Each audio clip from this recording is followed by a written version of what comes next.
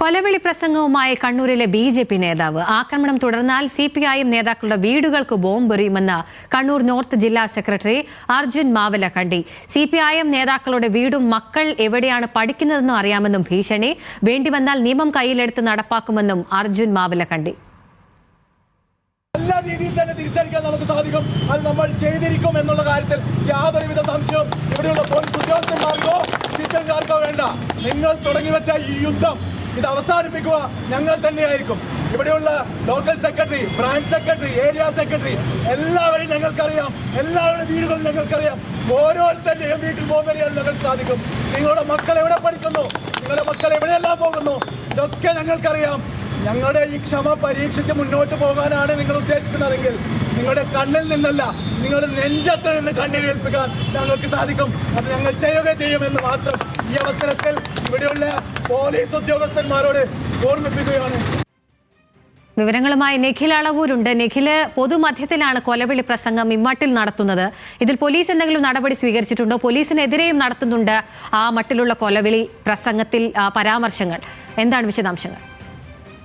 അഖില, നിലവിലേതായാലും ഇക്കാര്യത്തിൽ പോലീസിന്റെ നടപടികളൊന്നും ആരംഭിച്ചിട്ടില്ല. ഇന്ന് പുലർച്ചെ കണ്ണപുരത്ത് BJP നേതാവിന്റെ വീടിന് നേരെ ബോംബേർ ഉണ്ടായതുമായി ബന്ധപ്പെട്ട് BJP സംഘടിപ്പിച്ച പ്രതിഷേധ പ്രകടനത്തിന്റെ സമാപന പരിപാടിയിൽ കണ്ണപുരം റെയിൽവേ സ്റ്റേഷന് സമീപത്ത് വെച്ചാണ് അർജുൻ മാവലക്കണ്ടി ഇത്തരത്തിലൊരു പ്രസംഗം നടത്തിയിരിക്കുന്നത്.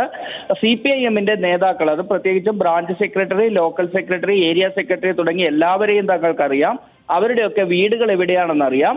ആവശ്യം വന്നാൽ അവിടെയൊക്കെ കയറി ബോംബ് എറിയാൻ തങ്ങൾക്ക് സാധിക്കും എന്ന ഭീഷണിയാണ്.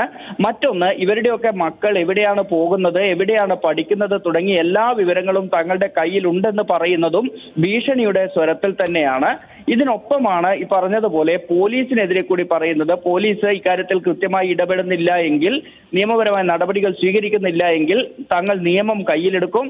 നിയമം കയ്യിലെടുത്താൽ ആ നിയമം നടപ്പിലാക്കാൻ ഞങ്ങൾക്കറിയാം, അത് നടപ്പിലാക്കുക തന്നെ ചെയ്യും എന്നുകൂടി പോലീസിനെ ഓർമ്മിപ്പിക്കുന്നുണ്ട്. അതിനൊപ്പം മറ്റൊന്ന് പറയുന്നത്, നിങ്ങളുടെ കണ്ണിൽ നിന്നല്ല നെഞ്ചിൽ നിന്ന് തന്നെ കണ്ണീര് വരുത്തിക്കാൻ ഞങ്ങൾക്കറിയാം എന്ന തരത്തിൽ കൂടി പറയുന്നു.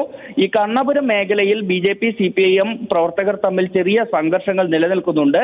അതിനെ കൂടി അടിസ്ഥാനമാക്കിയാണ് ഇത്തരത്തിലൊരു പ്രസംഗം നടത്തിയിരിക്കുന്നത്. CPIM ഈ യുദ്ധം തുടരാനാണ് തീരുമാനമെങ്കിൽ തങ്ങൾ ആ യുദ്ധം അവസാനിപ്പിക്കുന്ന രീതിയിലേക്ക് പോകും എന്ന ഭീഷണിയുടെ സ്വരത്തിൽ തന്നെയാണ് അർജുൻ പറഞ്ഞു വെക്കുന്നത്. നിഖിൽ അളവൂരാണ് കണ്ണൂരിൽ നിന്ന് വിവരങ്ങൾ നൽകിയത്.